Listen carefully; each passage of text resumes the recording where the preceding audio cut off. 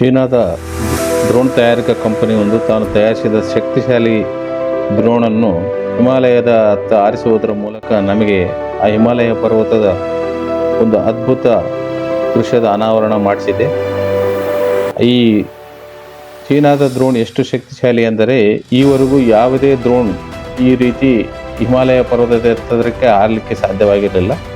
ಪ್ರಥಮ ಸಲ ಈ ಥರದ ಒಂದು ಡ್ರೋನ್ ಹಿಮಾಲಯ ಪರ್ವತ ಎತ್ತರಕ್ಕೆ ಹೋಗಿದೆ.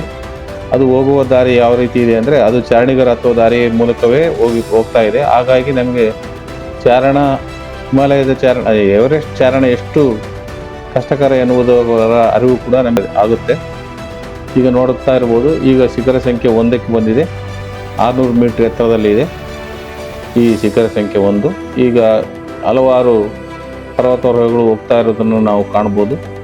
ನೋಡಿ ಯಾವ ಥರ ಎಷ್ಟು ದುರ್ಗಮ ದಾರಿ ಇದು. ಅದಕ್ಕಾಗಿಯೇ ಪ್ರತಿಯೊಬ್ಬ ಪರ್ವತಾರೋಹಿಗೂ ಎವರೆಸ್ಟ್ ಶಿಖರ ಹತ್ತೋ ಕನಸು ಇರುತ್ತೆ. ಅದರ ಚಾಲೆಂಜನ್ನು ಅವರು ಸ್ವೀಕಾರ ಮಾಡ್ತಾರೆ. ಎವರೆಸ್ಟ್ ಶಿಖರದ ಚಾಲೆಂಜನ್ನು ಅವರು ಸ್ವೀಕಾರ ಮಾಡಿ ನೋಡಿ ಎಷ್ಟು ಜನ ಹೋಗ್ತಾ ಇದ್ದಾರೆ.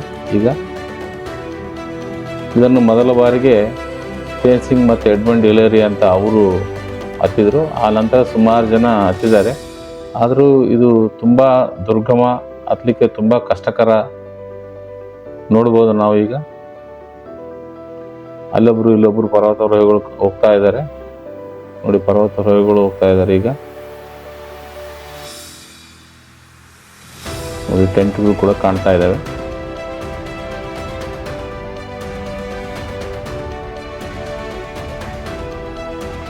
ಈಗ 6,500 ಮೀಟರ್ ಎತ್ತರ ಏರಿದೆ ಡ್ರೋನ್. ನೋಡಿ ಎಂಥ ಅದ್ಭುತ ದೃಶ್ಯ ನಮಗೆ ಕಾಣಿಸ್ತಾ ಇದೆ. ಅಲ್ಲಲ್ಲಿ ಟೆಂಟ್ ಹಾಕಿರೋದನ್ನು ನಾವು ಕಾಣ್ತಾ ಇದ್ದೀವಿ. ಈಗ 7,850 ಮೀಟ್ರಿಗೆ ಹೋಗ್ತಾ ಇದೆ.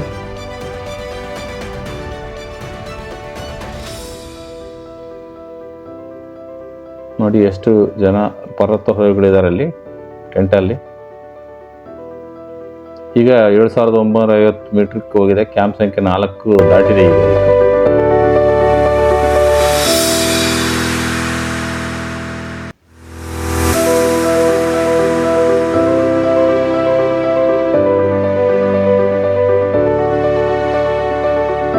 ಈಗ 7,950 ಕ್ಯಾಂಪ್ ಸಂಖ್ಯೆ 4 ದಾಟಿ ಮೇಲಕ್ಕೆ ಹೋಗ್ತಾ ಇದೆ.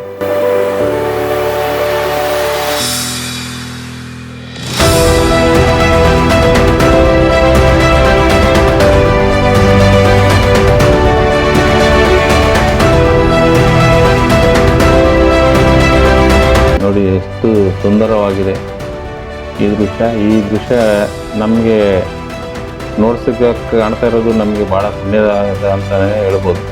ಈಗ 8,400 ಮೀಟರ್ ಎತ್ತರಕ್ಕೆ ಏರಿದೆ ಡ್ರೋನ್ ಇದು. ಇದನ್ನು ಎವರೆಸ್ಟ್ ಬಾಲ್ಕನಿ ಎಂದು ಕೂಡ ಕರೀತಾರೆ.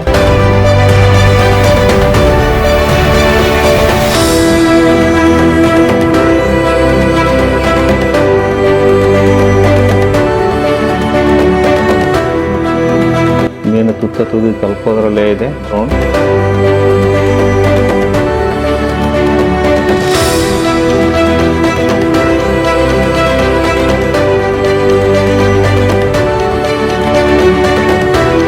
ಇದನ್ನು ಹಿಲರಿ ಸ್ಟೆಪ್ ಅಂತಾರೆ. ಇಲ್ಲಿ 8,700 ಮೀಟರ್ ಇದೆ.